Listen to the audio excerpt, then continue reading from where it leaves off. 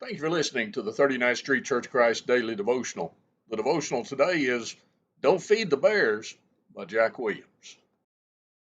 A few weeks ago, one of my boys went out to the Smoky Mountains with his family and some friends.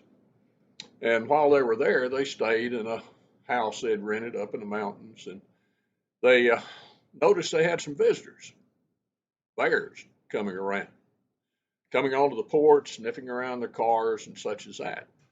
Well, there were signs that said, don't feed the bears, but obviously some people hadn't really taken that seriously.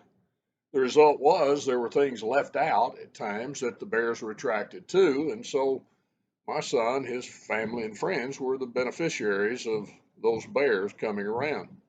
Now, our greatest danger as Christians isn't bears, though I'd be careful of them if I was you. But our greatest danger that faces us is a lion. 1 Peter 5 and verse 8, the devil is a lion, goeth about seeking whom he may devour. Now, what's he looking for? Well, he's looking for the weak, for those who aren't armed to defend themselves. But he's also attracted to the things that we may leave around in a sense. Just as you can leave food that attracts bears, you can leave things that will attract the devil. For example, you could have wrong companions.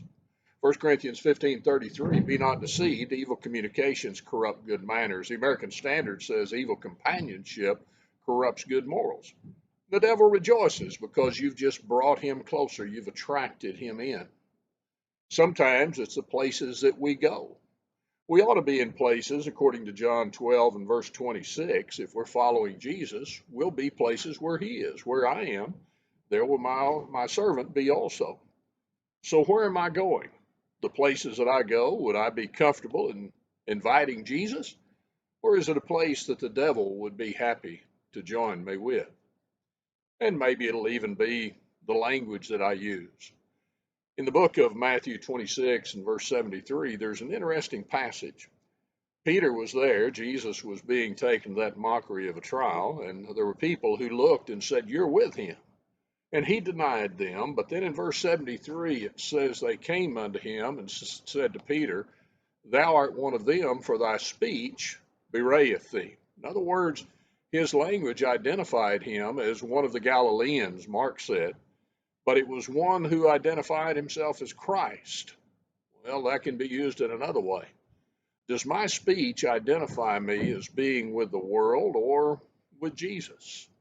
You see, whether it be the friends we have, the places we go, the speech we give, or many other things, we're leaving things around that will attract not the bears, but the devil, or will be something that would make us comfortable to be with Jesus. So think about those things as we make our decisions. I don't want to be feeding the bears if I'm in bear country, but I'm always in lion country. And I don't want to be feeding the devil. I don't want to be leaving things for him. Let's make the right choices. Keep ourselves safe. There's a lion out there. Don't feed the bears. Surely don't feed the lion. Thank you for listening. You have a good day. Thank you for taking the time to watch this short devotional. We encourage you to subscribe to our YouTube channel so that you'll be notified of other devotionals that will be forthcoming. Also, we encourage you to join us online live as we stream our services at each service time. More information can be found on our website at the link below. Thank you.